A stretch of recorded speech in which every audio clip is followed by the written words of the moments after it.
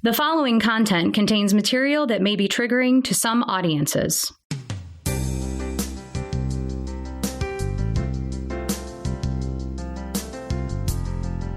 Hello, everyone, and welcome to the Hope Discovered Podcast. My name is Bill.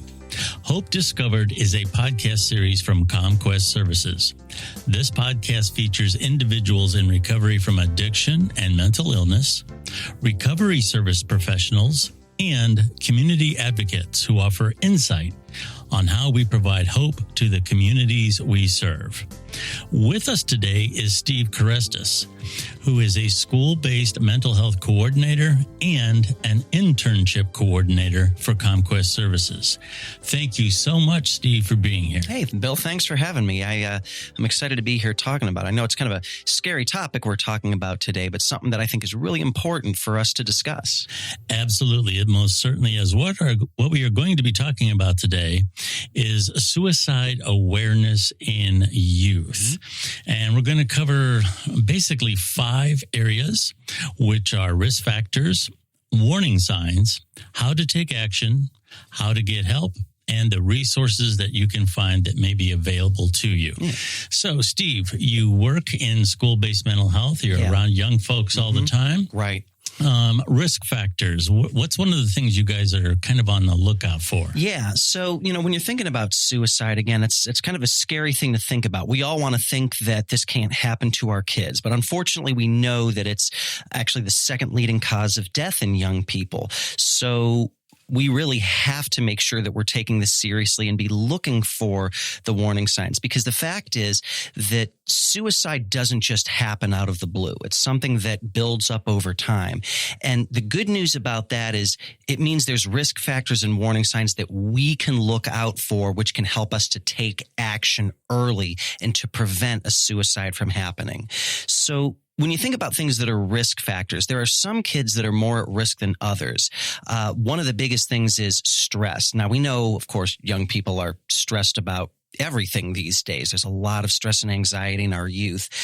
But when you see folks that are really, really struggling, that can put them at risk. Another thing could be like if they already have struggles with mental health, like depression, anxiety, some other kind of a mood disorder, or if they've had some kind of history of like trauma or abuse or some kind of adverse experience like that, that automatically puts them at a higher risk. Another thing could be if they're using alcohol and other drugs. So, and it kind of goes 2 ways with that, because when folks use alcohol and other drugs, it knocks out the part of your brain that helps you think and make clear decisions, which puts you at a higher risk for suicide. We also know that people that are struggling and thinking about suicide, they turn to alcohol and drugs to try to mask and numb everything. Right. Self-medicate, so to speak. Yeah. Exactly. Yes. They try to self-medicate, but the medication actually is putting them at a higher risk for suicide and other problems. So this is, could be a big red flag right there. Other things is if there's been a family history of suicide, that could put somebody at higher risk, or even if there's been other previous suicide attempts by that young person or other people around them. Suicide can kind of form what we call a contagion, where like once somebody has attempted it or somebody has died by suicide, it can almost set off a little bit of a chain reaction. And so that increases the risk in other youth. So if you see something like that, that might kind of tip you off that this person might be at a higher risk. Right. I've also been told that a close relationship, a family member, a spouse, anything like that, when that person dies by suicide, then the associations become automatically at high risk. Absolutely. Automatically. And we would think that like when you feel that hurt from somebody you love dying by suicide, that you wouldn't think that, but that's not the case. All of a sudden, it sets off something in people that starts to build up that hurt and that pain. And again, suicide is something that when people think about it, when they attempt it, they're doing this because they think this is the only option to take away my pain. And so the more pain there is, the more likely it is that somebody begins to think about it. Yeah. Our next category would be the warning signs. Now, if we identify someone who's, at high risk, or even if they're not potentially at high risk, but they start exhibiting some of these warning signs, let's talk a little bit about what we should be watching out for. Yeah, Bill. So these risk factors are things that should make it kind of think about a little bit. But when somebody's actually thinking about suicide, they give off warning signs, things that really should alert you that like, hey, wait, this is something that I need to intervene on. Sometimes these are things like direct or indirect verbal cues. Now it's you're not always going to have somebody that's going to be like, I'm going to die by suicide tonight, Bill. They're not always going to be that, like straightforward with it. But what they will do is they'll start to talk about it. They'll start to talk about things like, I should just kill myself. They might say something like that. More often than not, though, it's a lot of what we call indirect verbal cues. They'll say something like, oh, well, you'd be better off without me anyway. Or they might say something like, well, you won't have to worry about me for much longer. Or they'll say something like, well, I wonder how many people would even come to my funeral if I died. And so they'll say things like that where they might not use the word suicide, but in what they say, they're talking about death. They're talking about not being here anymore. And when they say that, that should kind of alert us that, like, I wonder if they're thinking about suicide. There's other things like there's other behavioral cues that happen too. Things like you'll see people that might like suddenly acquire weapons, or they'll make a will, or they'll start giving things away, or even more subtle things that may or may not be indicative of suicide, but still something that's a warning sign. Like, in youth especially, like their grades will start dropping. They'll kind of withdraw socially. They'll engage in more risky behaviors or drug use, or they'll suddenly like drop off of social media. Like suddenly, like they're not posting things anymore, and things like, oh, what's going on with them? And it could be that isolation that's a warning sign of suicide. One of the things that I always would want to ask someone like yourself, or at least point out, is young folks, and there's some incredibly intelligent young folks out there. A lot of them, I'm sure, are smarter than me. Oh, yeah, absolutely. But one thing they don't have is time perspective. No. And when they're 16, 17 years old, any little thing that goes wrong in their life, it seems like it's the end of the world and it's never going to get better. Absolutely. Absolutely. And so these situations happen, like they'll get a really bad report card, or there'll be a divorce in the family, or the loss of a loved one, or a breakup or something. Like they'll have that breakup of their first relationship. And again, because they can't see 5-10 years in the future, they can't see ahead of that. They're thinking, my life is over and I'll never find that love again. And for you and I as adults who have that time perspective, we're like, well, yeah, you will. I mean, like, of course you will. But they don't have that perspective yet. That part of their brain isn't fully developed. And so for them, it's very real. And they very much truly believe there's nothing else for me after this bad thing happens. Exactly. And so that can be a very big warning sign then too. So once we've recognized we have a person who might be at risk, they're exhibiting some of these warning signs. So now we're starting to get a little concerned here. Yeah. Well, how do we take action? What's the next step? Yeah. So when you see some things like that, that's when you really want to take some actions, because unfortunately, the biggest warning sign actually is the one that you can't truly see, and that's feeling hopeless. Is when a young person feels like there is no hope left for them. That is when suicide suddenly becomes a solution. Yeah. And when it goes from being a solution to the solution, that's when the crisis happens. So when we start to notice those things and we start to see it, you got to act fast. Now, a lot of people are scared to take action because they're like, well, I'm not a trained mental health professional. What can I do? And what if I talk about it? Won't I put that idea in my head? So the first thing I would say, Bill, to somebody who's not sure what to do is to take the action, express your concern. It's actually a myth that if you bring up suicide to a young person or even to an adult, that it'll put that in their head, and you're not going to be like, so, wow, you really seem to be struggling right now. I mean, have you been thinking about suicide? You're not going to have them suddenly go, well, no, but what a great idea. Let me wow, I never thought about that. You're not going to plant the idea in their head. Chances are they've already been thinking about it or not, but by asking about it, you're not going to put the idea there. What you are going to do is you're going to let that young person know, I see you. I see the struggle you're going through, and I'm wondering what's going on. Yes. And I'm willing to listen to it. We have this stigma about suicide. It's kind of a taboo topic. Like, we don't want to talk about it. We have to be comfortable talking about it, because that's how we prevent young people from dying by suicide. Yeah.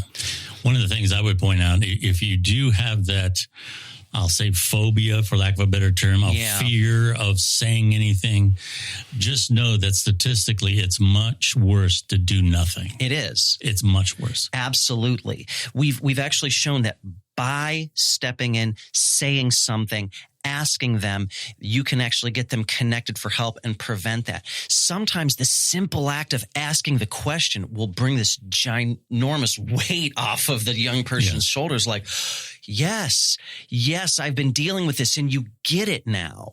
And so don't hesitate. Like, ask the question. And that can be kind of tough to do, because, well, how do I ask? What do I say? Like, I don't know.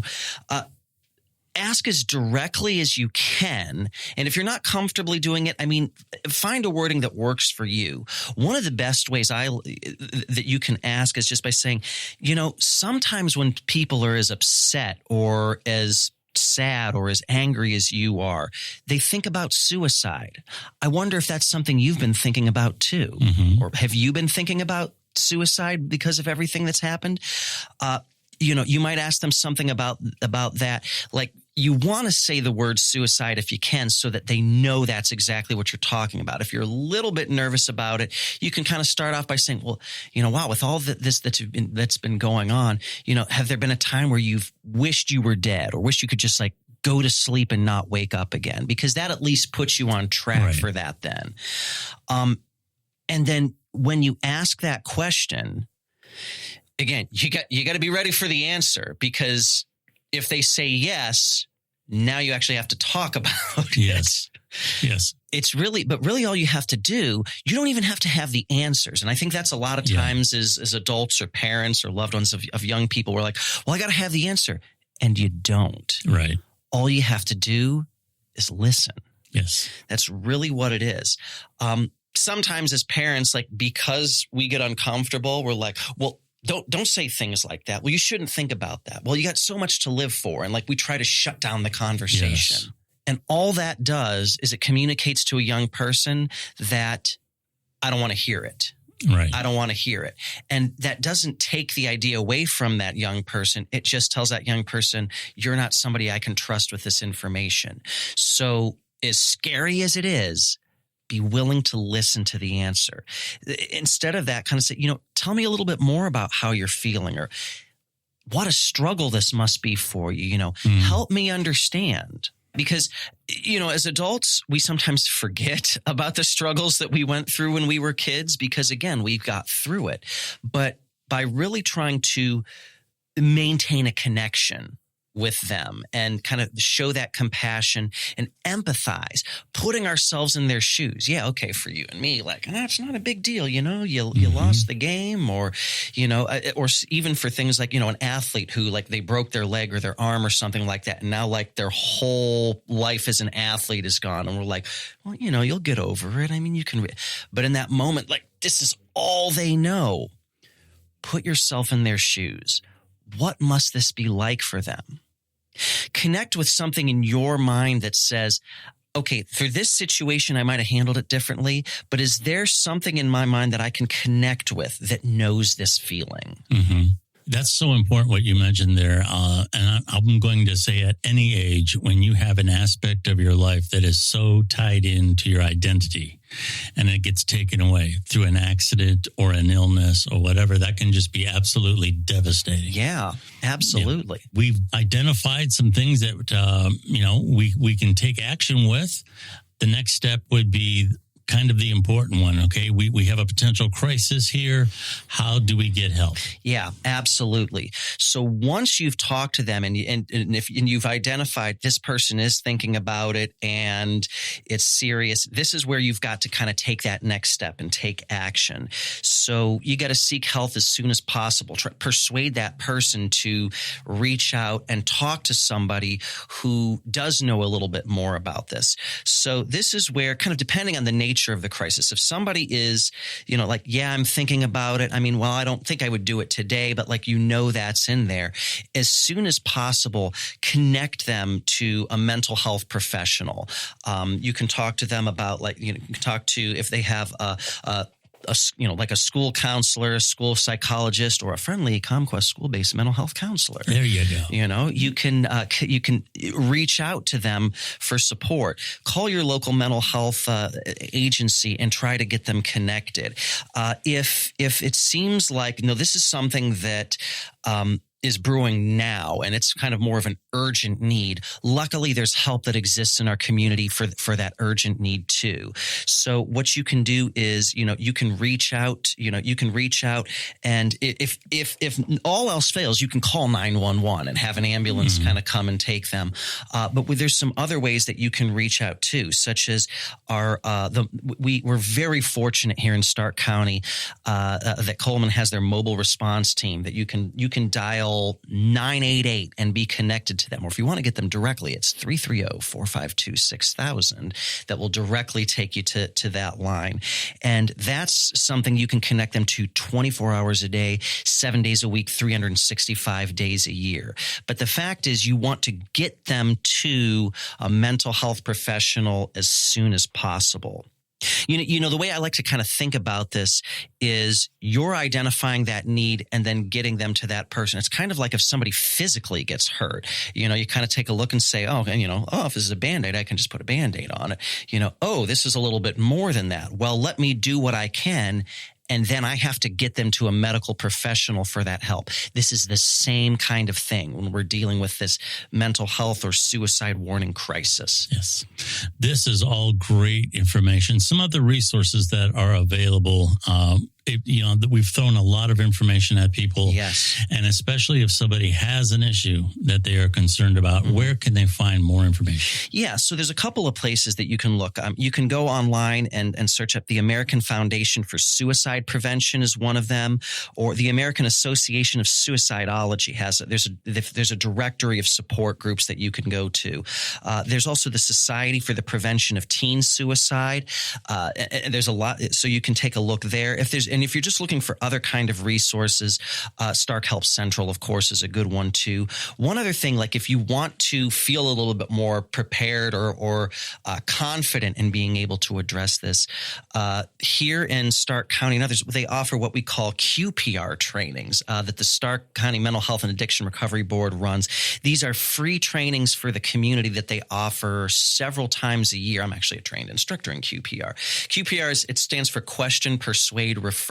And it's basically kind of like CPR is the first intervention to keep somebody alive who's going through, a cardiac arrest until somebody else takes over. QPR teaches people, how do I keep somebody alive who is in a suicide crisis and then refer them to somebody who's doing something. And these are free trainings that are available right here in our community. That is fantastic. I wasn't even aware of that. That sounds very, very interesting. If you would like more information about CommQuest and what we do here, I would refer you to CommQuest.org.